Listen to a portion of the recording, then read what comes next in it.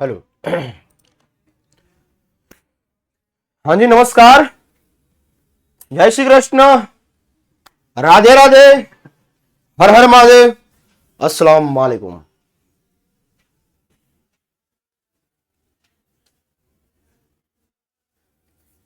જય દાદા હનુમાન, જય યોગેશ્વર, તમામ દેવોની જય। પ્રાર્થનાની શરૂઆત કરી દઈએ। ત્યાં સુધી નાના નાના બાળકો, પ્યારા પ્યારા બાળકો આવી જાય। નમસ્તે શારદે દેવી વીણા પુસ્તક ધારિણી વિદ્યારંભ કરિષ્યામિ પ્રસન્ન તુ ભવ સર્વદા પ્રસન્ન તુ ભવ સર્વદા। એટલે જય મારી ન હોય, હું કઈ ભગવાન નથી, બરોબર? મારી જય નો બોલાવો। नहीं, मजा तो थोड़ी काल करता बेटर से, पर चाली जैसे चलेगा, दौड़ेगा।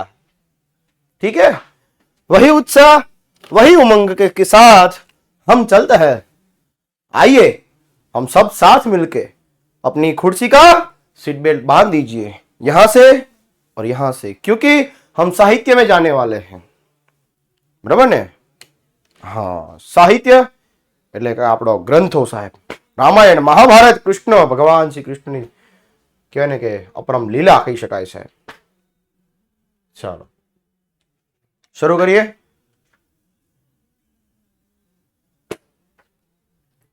કેટલા બાળકો આવી ગયા છે? નાના બાળકો કેટલા આવી ગયા છે? ઓકે, ચલો, thank you very much, thank you very much. Chapter number 4, ભારતનો સાહિત્યક વારસો। આમ તો સાહિત્ય છે ને, છંદો, ભજન, ગીત, રામાયણ, મહાભારત, કવિતાઓ, આ બધું સાહિત્યની જ અંદર આવે। પણ સાહિત્યક વારસો, વારસો એટલે આપણને આપણા પૂર્વજો તરફથી મળેલી અમૂલ્ય ભેટ, એને કહેવાય વારસો, એને કહેવાય વારસો।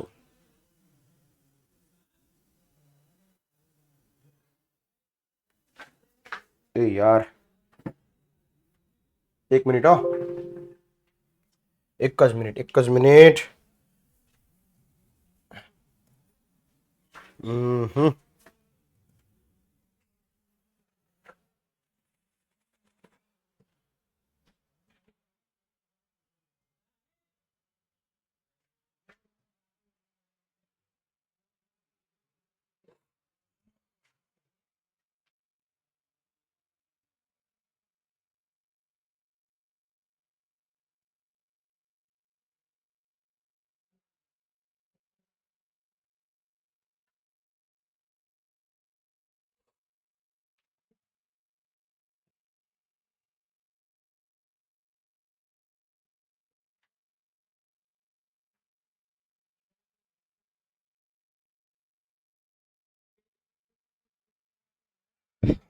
બેટા આજે એક છે ને ક્વેશ્ચન નાખવાના રહી ગયા છે, એટલે આપણો આજનો જે એમસીક્યુ જે છે ને એ લાઈવ પોલ, મતલબ સોરી ક્વેશ્ચન પોલ નહીં આવે, બરાબર?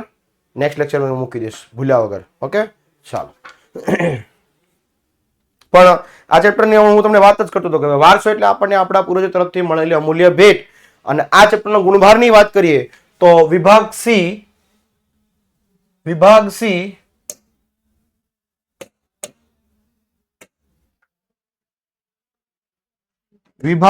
માંથી 3 ગુણનો એક જ પ્રશ્ન આવે છે જનરલ વિકલ્પ સાથે, બરાબર? જનરલ વિકલ્પ સાથે એક જ પ્રશ્ન આવે છે। હવે ઘણાને એમ થતું સાહેબ અમારે 80 ગુણની જોવાનું કે 109 નું જોવાનું? 109 નું જોવાનું, કારણ કે આપણું પેપર જનરલ વિકલ્પ વાળું આવવાનું છે। એટલે આપણે તૈયારી એવી રાખવાની કે જે ચેપ્ટરમાંથી 2 ક્વેશ્ચન આવે તો 2 ક્વેશ્ચનની તૈયારી રાખવાની, 1 ની આવે તો 1 ની તૈયારી રાખવાની। એટલે વિભાગ સી માંથી એક જ ક્વેશ્ચન પૂછાય છે, અને વિભાગ એ માંથી શોર્ટ ક્વેશ્ચન આવે છે 1 ગુણનો, એટલે ટોટલ ચેપ્ટર થશે 4 ગુણનો આ ચેપ્ટર। રેડી? ચાલો, કેવા સંયોજક ઉભા થાય જો, 4 ગુણ ને ચોથું ચેપ્ટર, 4 ઓકે, ચાલો। હું છે ને 2 મિનિટ ખાલી તમે ખાલી જો એટલું જોવો ને, આ તો હું ખાલી ઓલું કહેવાય ને ભૂ પી લો ગરમા ગરમ. તમારે પીવું છે?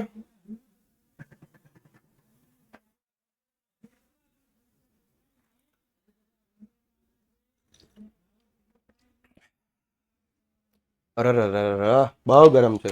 કાઈ નહીં, હાલો. પ્રાચીન ભારતીય સાહિત્ય. ભારતના પ્રાચીન સાહિત્યમાં તો કે 4 વેદો. તો 1 માર્કનો ક્વેશ્ચન એક જ આ ટોપિકમાંથી 3 પ્રશ્ન પૂછી શકાય. કયા? ચલો ફટાફટ એકદમ ડાય થઈ જાવ, જલેબી જેવા, ઘૂસડા જેવા, અને એકદમ કોમેન્ટ બંધ કરી દો ફટાફટ.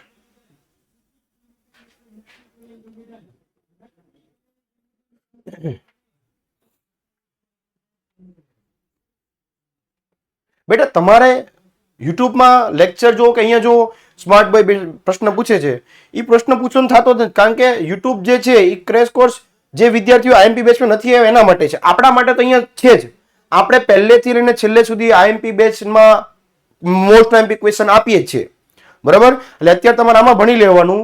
આ પૂરું થાય પછી પાછું કદાચ તમારે યુટ્યુબમાં જવું હોય, એટલે કે અથવા યુટ્યુબના રેકોર્ડિંગ લેક્ચરમાં જોવું હોય તો જોઈ શકાય છે. અત્યારે તમે અહીંયા ભણી લો. બરાબર? ચાલો.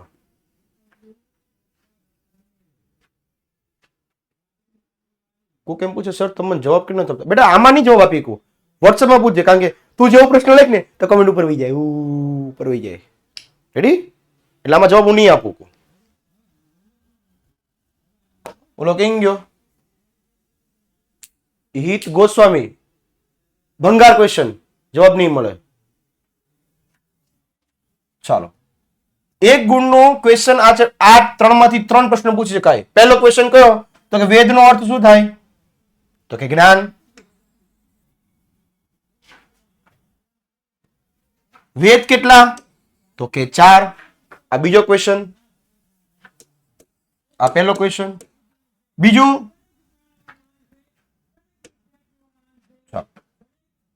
કયા કયા વેદો છે એવો પ્રશ્ન પૂછાય. ત્રીજો તો લખવાનું ઋગ્વેદ, અથર્વવેદ, યજુર્વેદ, સામવેદ.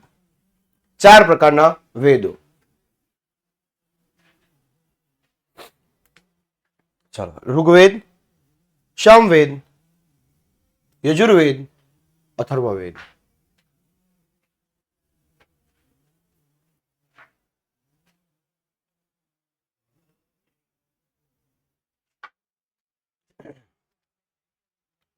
તો પહેલો પ્રશ્ન વેદનો અર્થ પૂછાશે, શોર્ટ ક્વેશ્ચન 1 ગુણનો.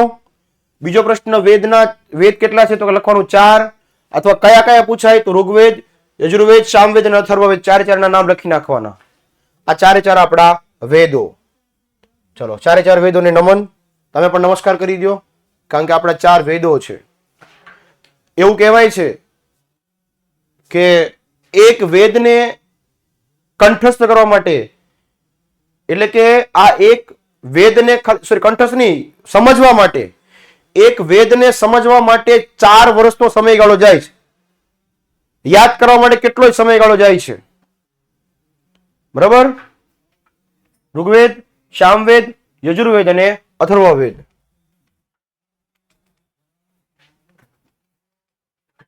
પહેલું ઋગ્વેદ. તો ક્વેશ્ચન્સ,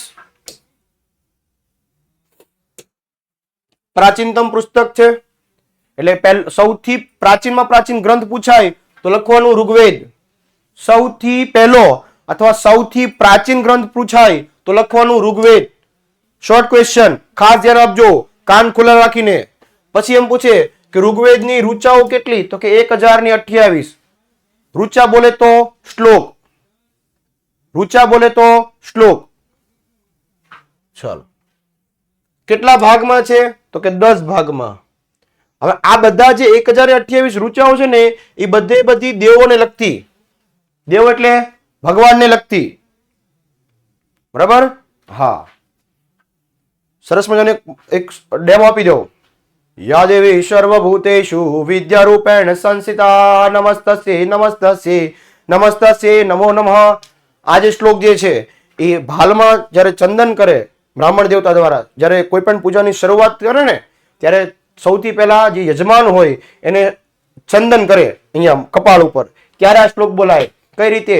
તો આ રીતે, હરિ ઓમ સ્વસ્તિ નઃ ઇન્દ્રો વ્રજસ્વાહ સ્વસ્તિ નઃ પૂષા વિશ્વવેદાઃ સ્વસ્તિ નાર્ક્ષો અરિષ્ટ દેહિ સ્વસ્તિ નો બૃહસ્પતિર દદાતુ. ઓમ શાંતિ શાંતિ શાંતિ. એટલે આ બધી દેવોને લગતી સ્તુતિઓ છે. સાથે સાથે આ સ્તુતિઓ યજ્ઞ પ્રસંગે, યજ્ઞ એટલે ખબર ને, હવન કહેવાય. હવનમાં પણ આ ભગવાનને લગતી સ્તુતિઓનું વર્ણન કરવામાં આવે છે. ચલો, ઉષાન એટલે કે સવારે જેટલી સ્તુતિઓ બોલાય, આપણે બોલે ને, કરાગ્રે વસ્તે લક્ષ્મી, કરમૂલે સરસ્વતી, કર મધ્યે તુ ગોવિંદા, પ્રભાતે કર દક્ષિણમ, હે ને, એ બધી જ. અને સપ્ત સિંધુ નદીનો પ્રદેશ એટલે કે આપણી 7 પવિત્ર નદીઓ, ગંગા, યમુના, સરસ્વતી ની સાથે 7 પવિત્ર નદીઓને લગતું વર્ણન ઋગ્વેદની અંદર કરવામાં આવે છે. ચલો, ક્લિયર? યસ, ત્રિકાળ સંધ્યા કરવી જ પડે. જે વ્યક્તિ ત્રિકાળ સંધ્યા સવારમાં ઉઠીને ખાલી 2 મિનિટ પણ, ખાલી 2 મિનિટ ઊભા થઈને પોતાની જ પથારીમાં, ઘણા લોકોને એવી ટેવ હોય છે કે ઉઠીને સીધા મોબાઈલ પકડે, જોડે શું આવ્યું છે. ભાઈ, મોદી સાહેબને કે અંબાણી સાહેબને કઈ પણ કામ મળશે ને તો તને ફોન કરશે, તું વારે વારે જોમાં મોબાઈલને કે હું આવ્યું, કામ હશે તને ફોન કરશે. ઉઠીને સૌથી પહેલા પથારીમાં જ બેસી અને ત્રિકાળ સંધ્યા કરો, 2 હાથ લાંબા કરીને. આ પ્રયોગ શરૂ કરો, ત્રિકાળ સંધ્યાનો પ્રયોગ શરૂ કરો.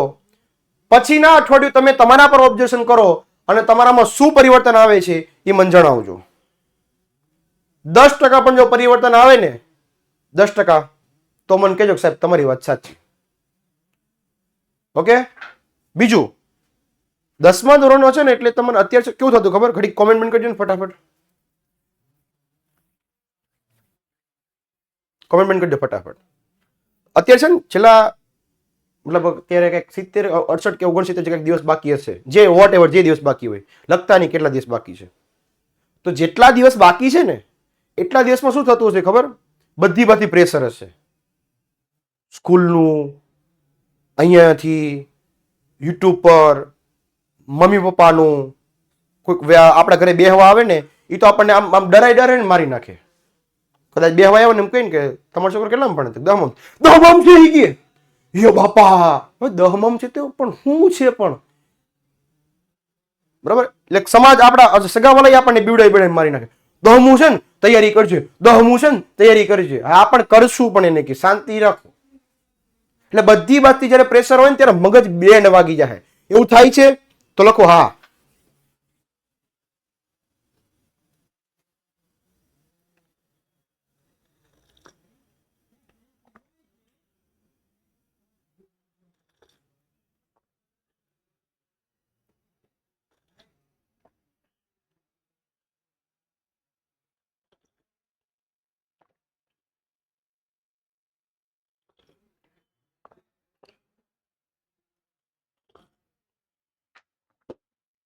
અને જો એવું થાય છે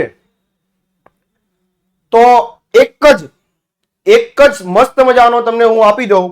તમે જે પથારીમાં ધારો કે આમ આડા સુવો છો, ઊભા સુવો છો, એમાં ઊભું થઈ જવાનું, પગ એમને આડા મતલબ પલટી વળી જવાની, પોતાના બેડ ઉપર અથવા તો નીચે જ્યાં સૂતા હોય ત્યાં ઊભા થઈ અને ત્રિકાળ સંધ્યા કરો. ખાલી કરાગે વસ્તુ લક્ષ્મી કરમૂલે સરસ્વતી, આખા જે શ્લોક જે છે, બરોબર, એ તમને ગૂગલ પરથી બી મળી રહેશે.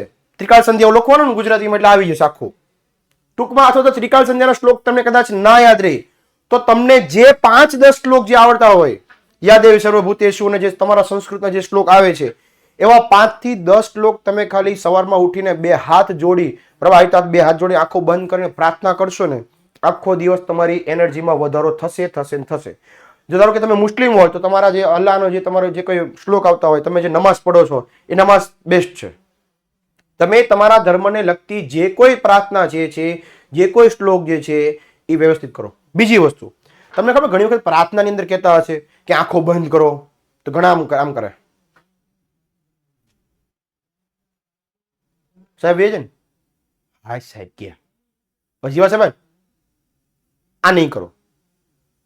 સર જોવે છે એટલે આંખ બંધ નહીં, હૃદયથી પ્રાર્થના કરો. એક વસ્તુ યાદ રાખજો, જ્યારે જ્યારે પણ ટેન્શન આવે, જ્યારે જ્યારે દુઃખ આવે, મગજમાં કાંઈ વિચારો ન આવે, યાદ ન રહી જાય, અથવા તો તમે કન્ટિન્યુ 2 કલાક વાંચો છો અને પછી એમ થાય કે સાહેબ બહુ કંટાળો આવે છે, હવે યાદ નથી રહેતું, બસ માત્ર ને માત્ર ઈ સીટ પર બેસી રહ્યો, ઊભા નહીં થતા. એની સીટ પર બેસી રહ્યો, પુસ્તકને બાજુમાં મૂકી દો, 2 હાથ જોડી આંખો બંધ કરીને 2-4 શ્લોક જે આવડતા હોય, અથવા કઈ ન આવડતું હોય ને તો ઓમ એટલું ખાલી સ્મરણ કરો અને છેલ્લી 2 મિનિટ ખાલી એમને બેસી રહ્યો. ખાલી 2 મિનિટ પણ બેસશો ને તો તમારું માઇન્ડ એકદમ શાંત થઈ જશે, એકદમ રિલેક્સ થઈ જશે. અને એકદમ રિલેક્સ થઈ જશે એટલે પછી તમે કદાચ કલાક વાંચશો ને તો તમને ઓટોમેટિકલી યાદ રહેશે. મનોવૈજ્ઞાનિક એવું કહે છે કે 45 મિનિટ જ વસ્તુ યાદ રહે, પછી યાદ ન રહે. એટલે 1 કલાક પૂરો થયા પછી ઈની સીટ પર બેસીને ઊભું નહીં થઈ જવાનું, ત્યાં બેસી અને માત્ર 2-5 મિનિટ ખાલી આરામ કરી લેવાનો, અથવા તો આરામ એટલે એમને બેસી રહેવાનો, અથવા શ્લોક અથવા મંત્ર જે આવડતું હોય તમને. રેડી? ચાલો આ શરૂ કરો અને 1 અઠવાડિયું 7 દિવસ, આજે કયો વાર થયો? બુધવાર. આ બુધવારથી લઈને આવતા બુધવાર સુધી શરૂ કરો અને આવતા ગુરુવારે મને કહેજો કે સાહેબ કેટલો ફેર પડ્યો તમારી એનર્જીમાં, તમારી કામ કરવાની પદ્ધતિમાં અને તમારા જીવન પદ્ધતિમાં કેટલો ફેર પડ્યો. બીજું મેં અગાઉ પણ કીધું કે એક ખાલી ભગવાન સૂર્યને 1 પાણીનો લોટો ચડાવવાનો છે, એ પણ ઘણા ખરા નહીં કરતા હોય, કા બંધ કરી દીધું હશે. આટલું કામ કરો, અથવા તો ભગવાનની સામે બેસીને 5 મિનિટ ખાલી હાથ જોડીને એમને બેસી રહ્યો, અથવા ભગવાનને દીવોબત્તી કરો. આટલું કરશો ને જીવનમાં ખાલી દિવસમાં 2 થી 3 વખત, તો પણ તમારી ઉર્જામાં ફેર પડશે અને પડશે જ. ચાલો, એટલે સપ્ત સિંધુ નદીનો પ્રદેશ. આગળ ઋગ્વેદ, ત્યારબાદ સામવેદ. તો કે ઋગ્વેદની જે ઋચાઓ જે છે એ સામવેદમાં વર્ણન કરવામાં આવે છે. ગાન એટલે ગાવું. આ શ્લોક રાગ અને લય સાથે ગાવામાં આવે છે અને તેને સંગીતની ગંગોત્રી. 1 ગુણની અંદર શોર્ટ ક્વેશ્ચન. કયા વેદને સંગીતની ગંગોત્રી કહે? સામવેદ. ત્યારબાદ આપણો યજુર્વેદ એટલે કે અમારો યજ્ઞને લગતો વેદ. યજ્ઞનો વેદ કહેવાય છે એટલે કે યજુર્વેદ. યજ્ઞને કહેવાય, હવન કહેવાય ને એને, બરાબર? મોટા ભાગની પૂજાઓમાં યજ્ઞ છેલ્લે હોય જ.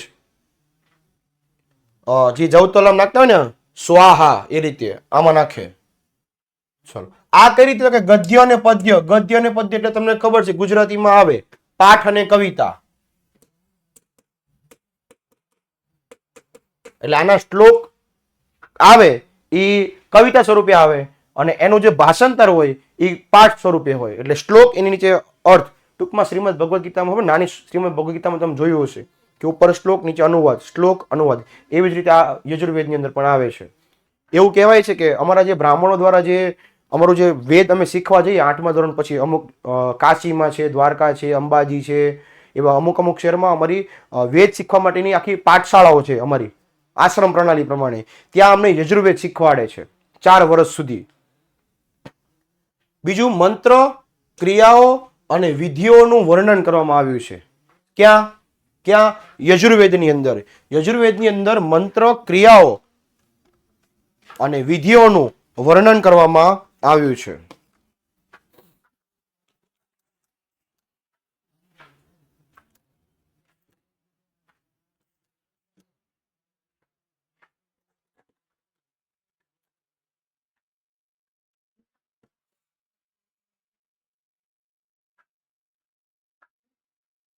ત્યારબાદ અથર્વવેદ. અથર્વવેદની અંદર અનેક પ્રકારના કર્મકાંડો. કર્મકાંડ એટલે જ્યોતિષ અને કર્મકાંડ કહેવાય કે જેમાં રાશિ, જન્માક્ષર, કુંડલી, આ બધું વસ્તુઓ આવે છે. ત્યારબાદ મહાભારત ને રામાયણ. મહાભારત અને રામાયણ બંને 3 ગુણની અંદર પૂછી શકાય એવો મોસ્ટ એમ્પી ક્વેશ્ચન્સ છે. મહાભારત અને રામાયણ.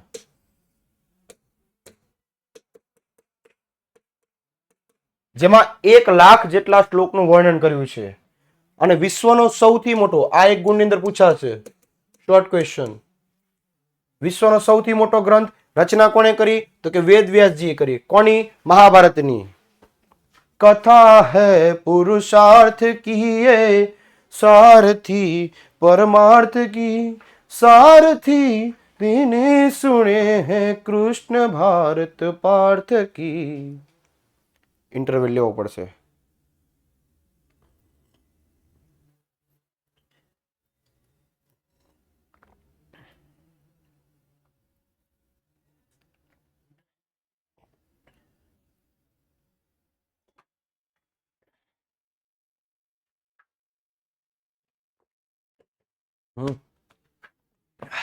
ચાલો ચાલો.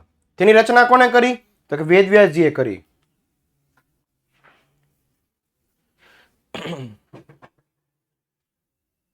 બેટા હવે અંદરો અંદર કોઈ ચર્ચા કરવાની જરૂર નથી કે હું આમ કરું છું હું આમ કરું. બેટા ભણવામાં ધ્યાન આપો. કોમેન્ટ બંધ. અત્યાર સુધી તમે ટોપર બેચમાં માસ્ટર બેચમાં બહુ કોમેન્ટ કરીને ટાઈમ પાસ કરી લીધો. કોમેન્ટ બંધ કરી દો ફટાફટ. હું એક્શન લો પેલા બંધ કરી દો.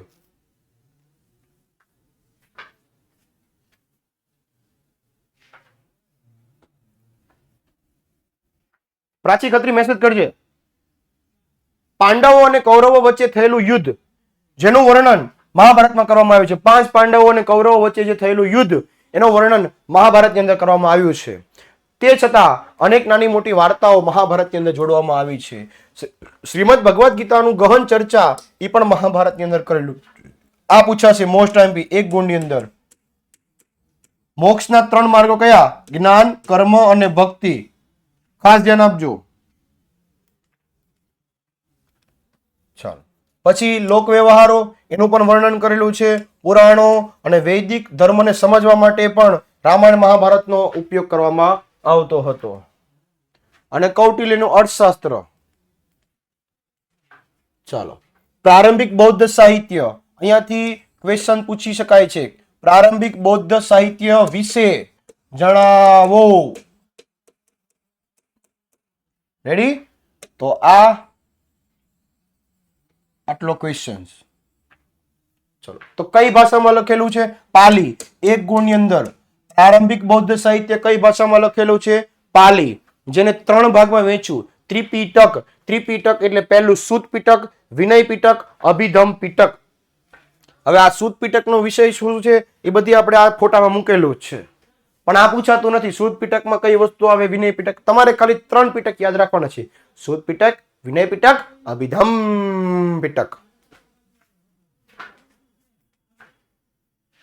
પછી 3 ગુણની અંદર પ્રશ્ન પૂછી શકાય એવો પ્રશ્ન. ગુપ્ત યુગને સંસ્કૃતનો કાવ્ય અને નાટક વિકાસનો સુવર્ણ યુગ કહેવાય છે. વિધાન સમજાવો. IMP questions.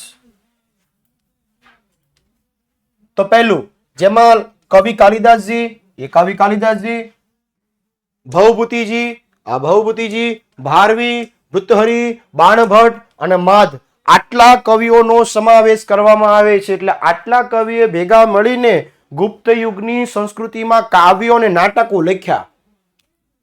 ગુપ્ત યુગમાં કઈ કઈ વસ્તુ લખી? 2. પહેલી કાવ્ય, બીજી નાટક.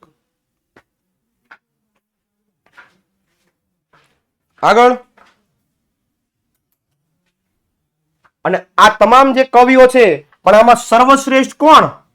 તો કે કવિ કાલિદાસજી. જેમાં કવિ કાલિદાસજીની કઈ કઈ રચના? કવિ કાલિદાસજીની કઈ કઈ રચના પૂછાય તો લખવાનું કુમાર સંભવ, રઘુવંશ, મેઘદૂત, ઋતુસંહાર અને અભિજ્ઞાન શાકુંતલમ. હવે અહીંયાથી પાછું યાદ રાખજો. હું તો કે જે કવિનું નામ અને ઈ કવિનો ગ્રંથ. તો એના માટે મેં મસ્ત મજાનું કામ કરી દીધું. તો કે કયો સાહેબ? કહી દઉં? કહી દઉં? તમે કહો તો જ કે, બાકી નહીં કહો. નહીં એમ નહીં, કહી દો એમ લખો તો. કહી દો એમ લખો તો જ લખાય.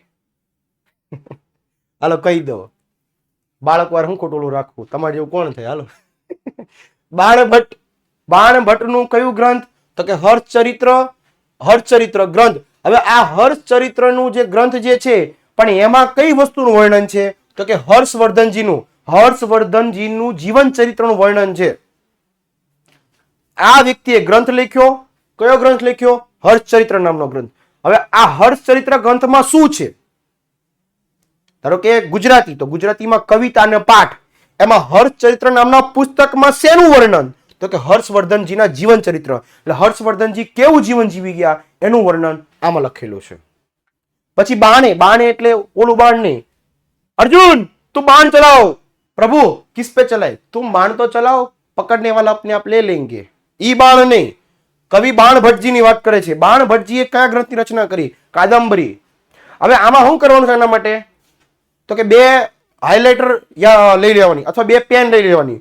બલ્લુ પેન થી જે વ્યક્તિનું નામ હોય એના પર અંડરલાઈન કરી દેવાની, અને બ્લેક પેન થી એટલે બ્લેક પેન થી ગ્રંથના ઉપર કરી નાખવાની, અથવા બે હાઇલાઇટર લઈ લેવાની અલગ કલરની, અને જે વ્યક્તિનું નામ હોય એમાં એક સરખી પેન વાપરજો.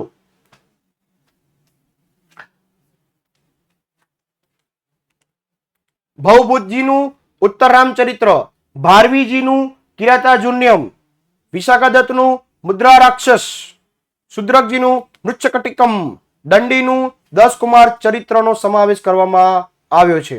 અને આ જેટલા બી ગ્રંથો લખાણા, હવે આ ગ્રંથો શેના છે? તો કે રાજકીય ઘટનાઓ, પ્રસંગો, રૂપકો અને હાસ્ય પ્રસંગો અને તત્વજ્ઞાનનો સમાવેશ આમાં કરવામાં આવે છે.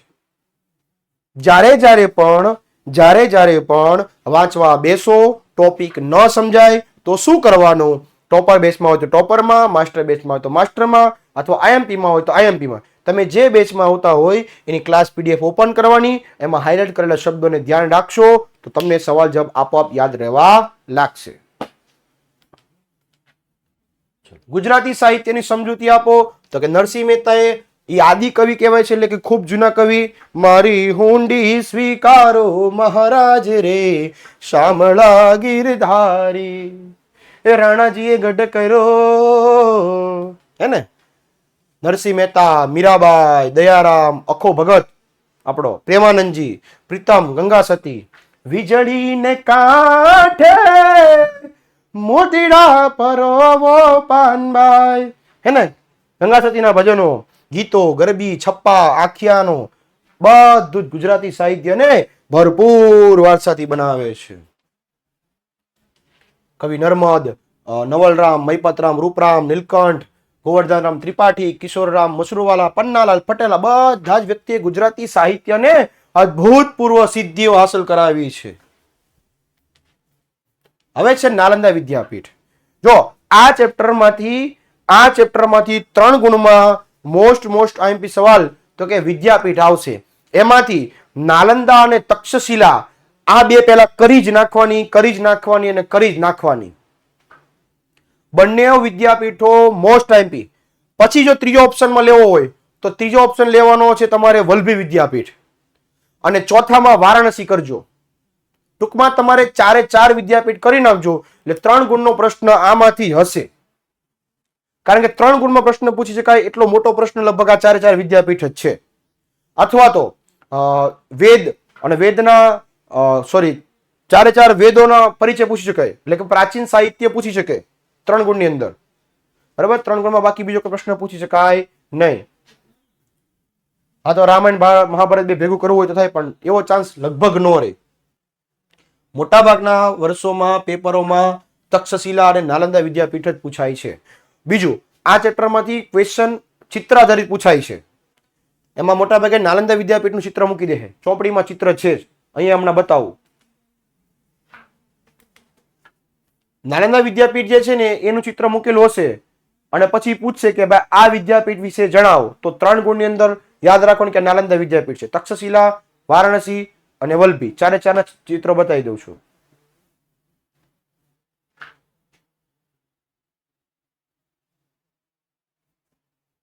હા, ચિત્રાધારિત 3 પ્રશ્ન પણ પૂછાય. ચલો, પહેલું જોઈએ નાલંદા વિદ્યાપીઠ. કયા આવી? એટલે ક્યાં આવી? તો કે બિહારના પટના જિલ્લાના બડગાંવ પાસે. બૌદ્ધ અને જૈન પરંપરાનું ઘણું મહત્વ છે. અહીંયા મહાવીર સ્વામીએ 14 ચાતુર્માસ કર્યા. કે 3.25 મહિનાનો એક ચાતુર્માસ આવે છે, એવા 14 ચાતુર્માસ કર્યા. 3.25 મહિને એક ચાતુર્માસ થાય એવા 14 કર્યા, એટલે 14 ગુણ્યા 3.25 કરી નાખવાના. એટલા મહિના એને તપ કર્યું છે. કુમારગુપ્ત નામના વ્યક્તિએ અહીં એક વિહાર એટલે કે એક રૂમ બનાવી આપ્યો અને જે જગ પ્રસિદ્ધ બનાવવા મળ્યો છે. હસ્તલિખિત ગ્રંથો છે અહીંયા, એટલે કે હાથથી લખેલા ગ્રંથો છે, સંસ્કૃતિ છે અને એક તીર્થધામ છે, એટલે કે ફરવા લાયક જગ્યા છે. ચીનનો એક મહાન વ્યક્તિ યુઆન શ્વાંગ નામનો વ્યક્તિ વિદેશથી અહીંયા નાલંદા વિદ્યાપીઠમાં અભ્યાસ કરવા માટે આવ્યો હતો. આપણે એનું સ્વાગત કરીએ છીએ, પણ એને કે આવીને શાંતિથી બેસ, કઈ લઈ ન જતો. અને વિશ્વવિદ્યાલયના માત્ર અત્યારે તો ખંડેરો જ જોવા મળે છે. કેમ? કારણ કે આ બધી વસ્તુ ઈસવીસન પૂર્વેની છે, આ કઈ અત્યારે નથી બની. ઓલું કહેવાય ને કે આ વિદેશની સંસ્કૃતિને આપણે અપનાવીએ છીએ, મને વાંધો નથી, પાશ્ચાત્ય સંસ્કૃતિમાં જઈએ છીએ, પણ વિદેશ વાળાને કઈ આપણને ખબર છે આપણો ઇતિહાસ કે વિદેશના લોકોની જયારે જમીન નહોતી બની ને, અમુક તો દેશ હતા નહીં, એ એના દેશ નહોતા ને ત્યારે મારા ભારતમાં આવી મહા વિશ્વ વિદ્યાપીઠો હાલતી હતી.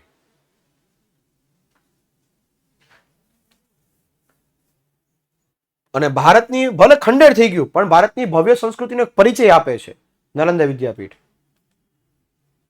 એવું કહેવાય છે કે નાલંદા વિદ્યાપીઠમાંથી નીકળેલો વિદ્યાર્થી એક આદર્શ વિદ્યાર્થી ગણાય છે.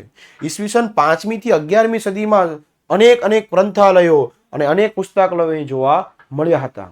તક્ષશિલા અને નાલંદા વિદ્યાપીઠમાં દેશ વિદેશથી અનેક વિદ્યાર્થીઓ અહીંયા સંશોધન એટલે રિસર્ચ કરવા આવતા હતા કે આ સંસ્કૃતિ શું છે, ગ્રંથો શું કહેવાય, રામાયણ, મહાભારત.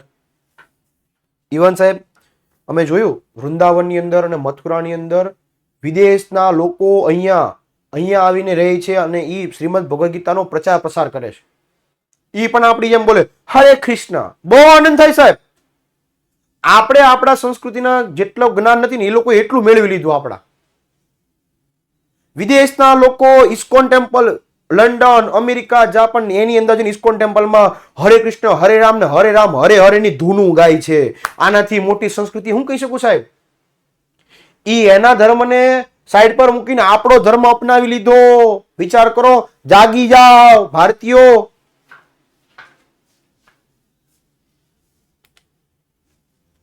પણ યુઆન શ્વાંગ નામનો વ્યક્તિ 657 જેટલા હસ્તલેખિત એટલે હાથથી લખેલા ગ્રંથો ચીન લઈ ગયો. મેં કીધું ને કે શાંતિથી બે હતો તો સારો માણસ, પણ નહીં, 657 પુસ્તક લઈ ગયો.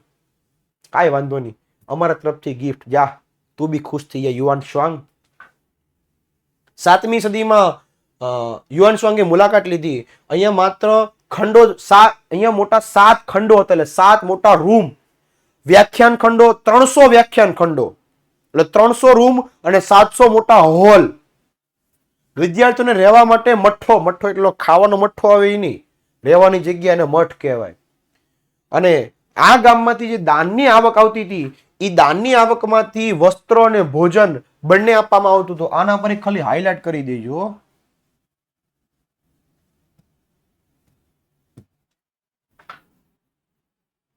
ભોજન અને વસ્ત્ર બંને આપવામાં આવતું હતું. અને ગ્રંથાલયનું નામ ધર્મગજ હતું. અને 5મી થી 11મી સદી સુધી જોયું આવ્યું ને, ઈસવીસન 5મી સદીમાં આ વિશ્વવિદ્યાપીઠ બની હતી. એટલે એક ગુણનો પ્રશ્ન પણ અને સામાન્ય જ્ઞાન માટે પણ યાદ રાખજો કે 5મી થી 11મી સુધી દરમિયાન નાલંદા વિદ્યાપીઠની જગ વિખ્યાત ચર્ચા દેશ વિદેશમાં જોવા મળી હતી. હવે છે આપણી તક્ષશિલા. તો તક્ષશિલા ક્યાં આવી? તો કે પાકિસ્તાનમાં. તો સાહેબ પાકિસ્તાનમાં આવી તો ભારતમાં કેમ ભણાવે છે? બેટા ભારત અને પાકિસ્તાનના ભાગલા પડ્યા એ પહેલા બની ગઈ હતી. ભાગલા તો 1947માં પડ્યા. 9મું ધોરણ 5મું ચેપ્ટર ભારત આઝાદી તરફના પ્રયાણ. એમાં આપણે જોયું કે ભાગલા પડી ગયા ને પછી ભારત, પાકિસ્તાન, અફઘાનિસ્તાન બધું અલગ થયું. પણ એ પહેલા છે આ. બરોબર? ચાલો વર્તમાન સમયમાં એટલે કે આજના સમયમાં ક્યાં જોવા મળે છે? તો કે પાકિસ્તાનમાં છે. પાકિસ્તાનમાં ક્યાં સાહેબ જવું છે અમારે જોવા? તો કે રાવલપિંડી. અને રાવલપિંડીથી પશ્ચિમે આ વિદ્યાપીઠ જોવા મળે છે. ગાંધાર પ્રદેશની રાજધાની છે. અને આ વિદ્યાપીઠમાં 64 વિદ્યાઓ એટલે કે ઘોડેસવારી એક વિદ્યા, તીરંદાજી બીજી વિદ્યા, એવી 64 વિદ્યાઓનું શિક્ષણ અહીંયા આપવામાં આવતું હતું. અને વિદ્યાર્થીઓને ગુરુના આશ્રમમાં જ રહેવાનું. ત્યાં જ ભણવાનું, ત્યાં જ જમવાનું બનાવવાનું, ત્યાં જ સાફ સફાઈ કરવાની અને ત્યાં જ અભ્યાસ કરવાનો. ટૂંકમાં આશ્રમ પ્રણાલી. જાગો છો ને? હા, તો વાંધો નહીં, બોલતા ચાલતા રહેજો. ભગવાન બુદ્ધના શિષ્યએ અહીંયા આયુર્વેદના પણ પાઠો શીખવ્યા હતા.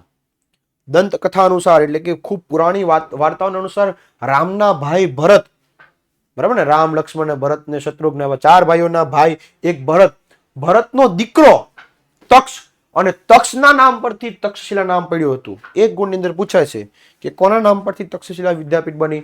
તો કે ભગવાન શ્રી રામ, એમના ભાઈ ભરત અને ભરતભાઈના દીકરા તક્ષભાઈના નામ પરથી તક્ષશિલા વિદ્યાપીઠ બનેલી હતી.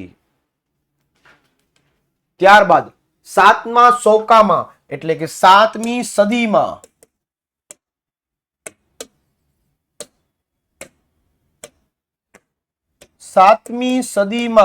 આ વિદ્યાપીઠ અનેક કારણોસર વિશ્વ વિખ્યાત હતી, અને જેમાં વિદ્યાર્થીને રસ હોય એમાં શિક્ષણ.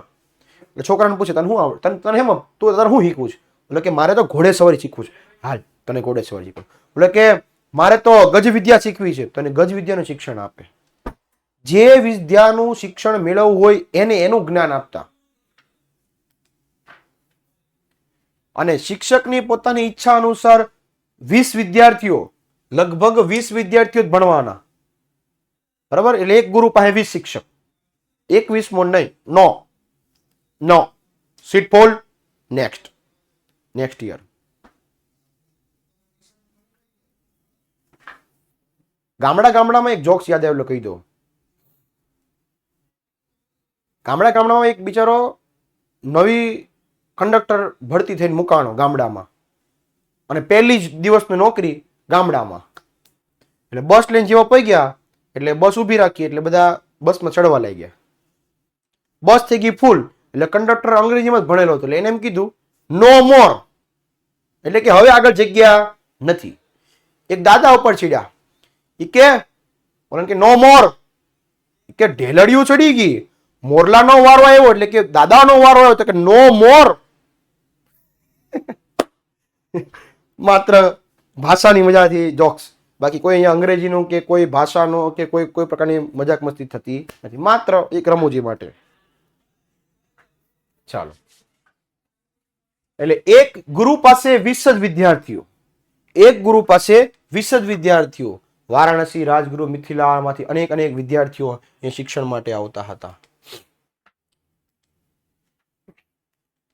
જે 64 વિદ્યા હતી ને એ આ બધી: વેદ, શસ્ત્રક્રિયા, ગજ વિદ્યા, ધનુર્વિદ્યા, વ્યાકરણ, તત્વજ્ઞાન, ખગોળ, જ્યોતિષ, આ બધું. હવે આ પ્રશ્ન આ રીતે પૂછાય છે, જો આ કે ચંદ્રગુપ્ત મૌર્ય અને ગુરુ ચાણક્યએ જે વિદ્યાપીઠમાં શિક્ષણ મેળવેલું છે એના વિશે જણાવો, તો લખવાની તક્ષશિલા વિદ્યાપીઠ. ખાસ ધ્યાન આપજો, ડાયરેક્ટ તક્ષશિલા વિદ્યાપીઠ ન પૂછાય તો માથું ખંજવાળતાની કે સાહેબે આવું તો ભણાવ્યું નહોતું, અહીંયા જ ભણાવ્યું છે, પણ તારું કોમેન્ટમાં ધ્યાન હતું ગગા, બરાબર? એટલે યાદ રાખજો, આ બીજી રીતે પ્રશ્ન પૂછાશે. ચાલો, વારાણસી કાશી વિદ્યાપીઠ, તો કે પૂર્વ 7મા સૌકામાં, 7મા સૌકા એટલે હમણાં જ કીધું, હાલો બોલો, સૌકા એટલે શું? બોલો બચ્ચો, સૌકા એટલે શું? સદી. ઉપનિષદના કાળમાં આર્ય સંસ્કૃતિના ધર્મોનું એક કેન્દ્ર હતું. રાજા અજુતશત્રુના કાળમાં પણ અહીંયા વિદ્યાપીઠનું શિક્ષણ આપવામાં આવતું હતું. બહુ ફેર્યું. પણ વ્યાસ સાહિત્યમાં મહર્ષિ વેદવ્યાસજીએ પણ વારાણસીનો ઉલ્લેખ કરેલો છે.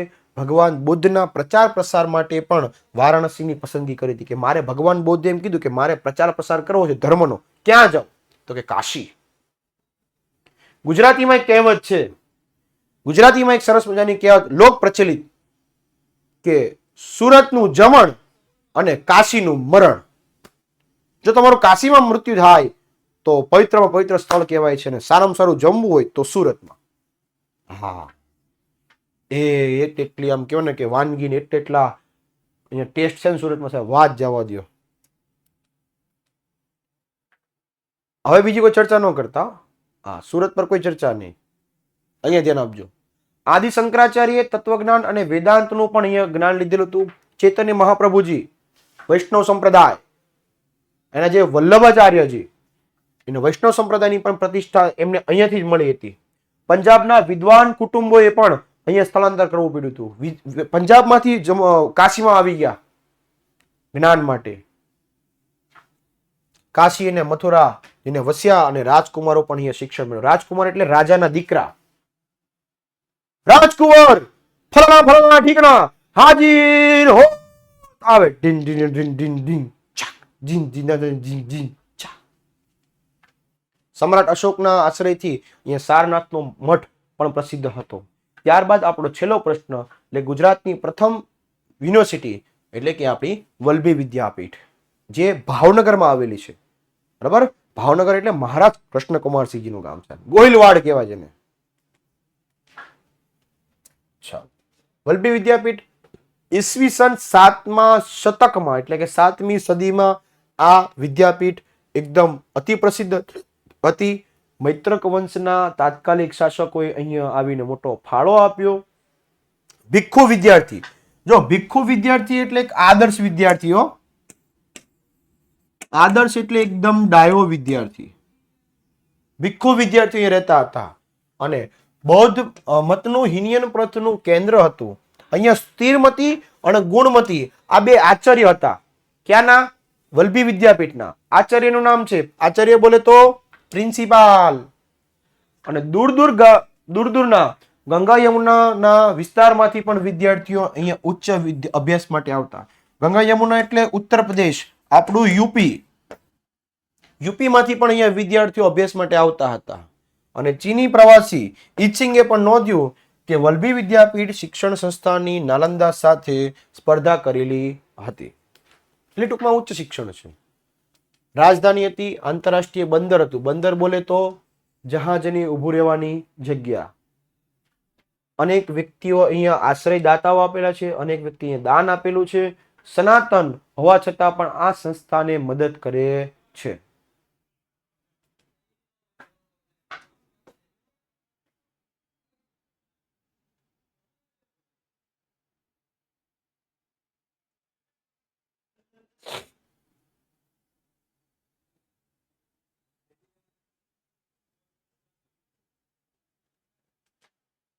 ઈસવીસન 775માં આરબોએ આના પર આક્રમણ કરેલું હતું અને દરેક વિદ્યાપીઠના દરવાજાના નામ ઉપર વિદ્વાનના નામ લખેલા હોય છે.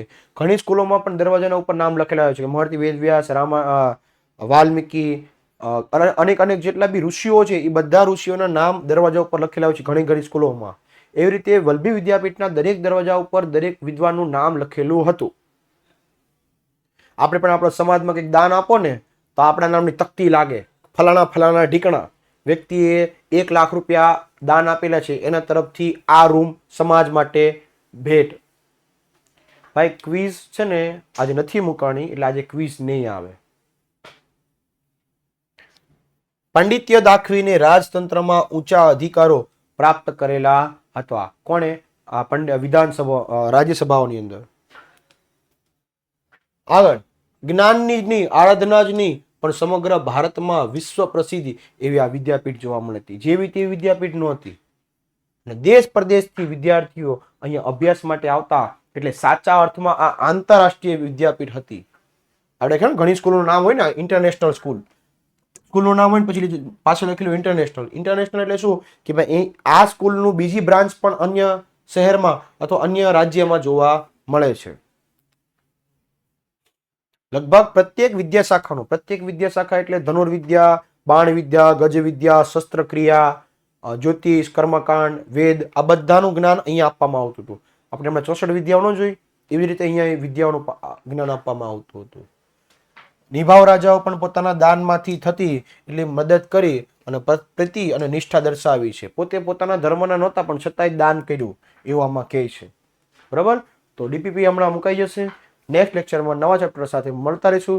ત્યાં સુધી રહું છું વિરામ. Bye, take care. જય હિન્દ, જય ભારત, ભારત માતા કી જય, વંદે માતરમ, જય જય ગરવી ગુજરાત. નેક્સ્ટ લેક્ચરથી આપણા MCQ આવશે.